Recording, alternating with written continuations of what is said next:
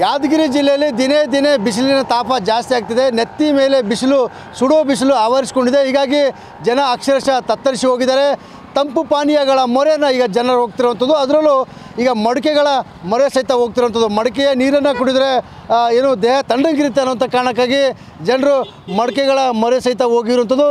ಸಹಜವಾಗಿ ಈ ಒಂದು ಯಾದಗಿರಿ ನಗರದಲ್ಲಿರುವಂಥ ಏನು ಹಳೆ ಆಸ್ಪತ್ರೆ ಇದೆ, ಹಳೆ ಆಸ್ಪತ್ರೆ ರಸ್ತೆಯಲ್ಲಿರುವಂಥ ಕುಂಬಾರರ ಈ ಒಂದು ಮಡಿಕೆಯ ಏನು ಮಡಿಕೆಗಳ ಮಾರುಕಟ್ಟೆ ಏನಿದೆ, ಆ ಮಾರುಕಟ್ಟೆಗೆ ಸಹಜವಾಗಿ ಬೇಸಿಗೆ ಸಂದರ್ಭದಲ್ಲಿ ಹೆಚ್ಚಿನ ಪ್ರಮಾಣದಲ್ಲಿ ಬೇರೆ ಬೇರೆ ತರಹದ ಮಡಿಕೆಗಳನ್ನು ತರಲಾಗುತ್ತೆ. ಆದರೆ ಈ ವರ್ಷ ಏನು ಆ ಬೇಸಿಗೆ ಆರಂಭದಲ್ಲಿ ಹೆಚ್ಚಿನ ಪ್ರಮಾಣದಲ್ಲಿ ತಾಪಮಾನ ದಾಖಲಾದ ಕಾರಣಕ್ಕಾಗಿ ಹೆಚ್ಚಿನ ಪ್ರಮಾಣದಲ್ಲಿ ಮಡಿಕೆಗಳನ್ನು ಕುಂಬಾರರು ಈಗ ತರಿಸ್ಕೊಂಡಿದ್ದಾರೆ.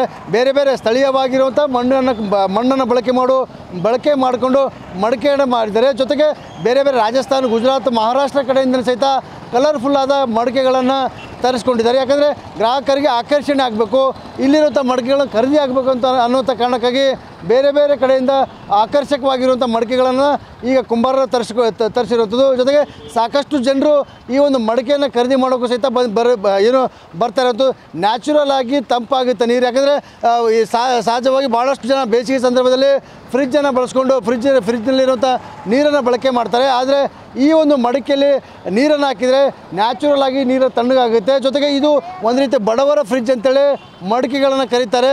ಹೀಗಾಗಿ ಬೇಸಿಗೆ ಸಂದರ್ಭದಲ್ಲಿ ಸುಮಾರು 3 ರಿಂದ 4 ತಿಂಗಳು ಏನು ಬಡ ಮತ್ತು ಮಧ್ಯಮ ವರ್ಗದ ಜನರು ಈ ಒಂದು ಮಡಿಕೆ ನೀರನ್ನು ಬಳಕೆ ಮಾಡ್ತಾರೆ. ಜೊತೆಗೆ ಶ್ರೀಮಂತರು ಸಹಿತ ಒಂದು ಫ್ಯಾಷನ್ ರೀತಿಯಲ್ಲಿ ಈ ಒಂದು ಮಡಿಕೆಯನ್ನು ಬಳಸ್ಕೊಂಡು ಈ ಒಂದು ಮಡಿಕೆ ನೀರನ್ನು ಸೇವನೆ ಮಾಡ್ತಾರೆ.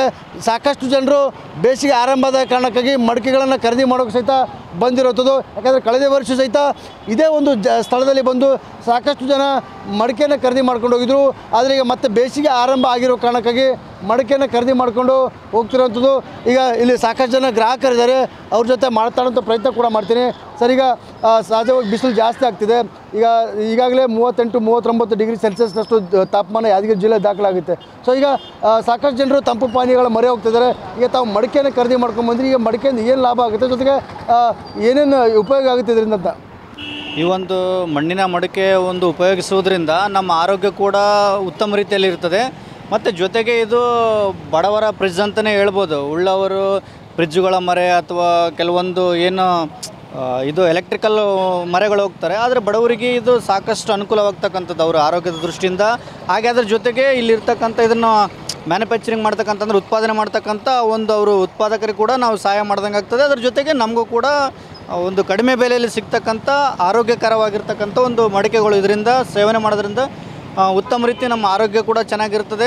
ಮತ್ತು ಜನರಿಗೂ ಕೂಡ ಅನುಕೂಲ ಆಗ್ತಕ್ಕಂಥ ದರದಲ್ಲಿ ಈ ಗಡಿಗೆಗಳನ್ನು ವಿತರಣೆ ಮಾಡ್ತಾಯಿದ್ದಾರೆ. ನ್ಯಾಚುರಲ್ ಆಗಿ ತಣ್ಣಗಿರ್ತದೆ, ಮನುಷ್ಯನಿಗೆ ಆರೋಗ್ಯಕ್ಕೆ ಭಾಳ ಒಳ್ಳೆಯದು ಒಂದು ಮಡಿಕೆ. ಇದು ಇಲ್ಲಿರುವಂಥ ಗ್ರಾಹಕರು ಹೇಳುವಂಥ ಮಾತಾಗಿ ನ್ಯಾಚುರಲ್ ಆಗಿ ಈ ಒಂದು ಮಡಿಕೆಗಳಲ್ಲಿ ನೀರು ಹಾಕಿದರೆ ತಂಪಾಗುತ್ತೆ. ಹೀಗಾಗಿ ಬೇಸಿಗೆ ಸಂದರ್ಭದಲ್ಲಿ ನಾವು ಮಡಿಕೆ ನೀರನ್ನು ಬಳಕೆ ಮಾಡಿಕೊಂಡು ಸೇವನೆ ಮಾಡ್ತಾಯಿದ್ದೀವಿ. ಯಾಕಂದರೆ ದಿನೇ ದಿನೇ ತಾಪಮಾನ ಜಾಸ್ತಿ ಆಗುತ್ತೆ. ಬಿಸಿಲಿಂದ ಬಳಲಿ ಬೆಂಡಾಗಿದ್ದೀವಿ. ಹೀಗಾಗಿ ಆ ದಾಹವನ್ನು ತೀರಿಸ್ಕೊಳ್ಳೋಕ್ಕೆ, ಈ ಒಂದು ನೀರಿನ ದಾಹವನ್ನು ತೀರಿಸ್ಕೊಳ್ಳೋಕ್ಕೆ ಈ ಒಂದು ಮಡಿಕೆ ನೀರನ್ನು ಬಳಕೆ ಮಾಡ್ತಿದ್ದೀವಿ ಅನ್ನೋ ಮಾತನ್ನು ಹೇಳ್ತಿದ್ದಾರೆ.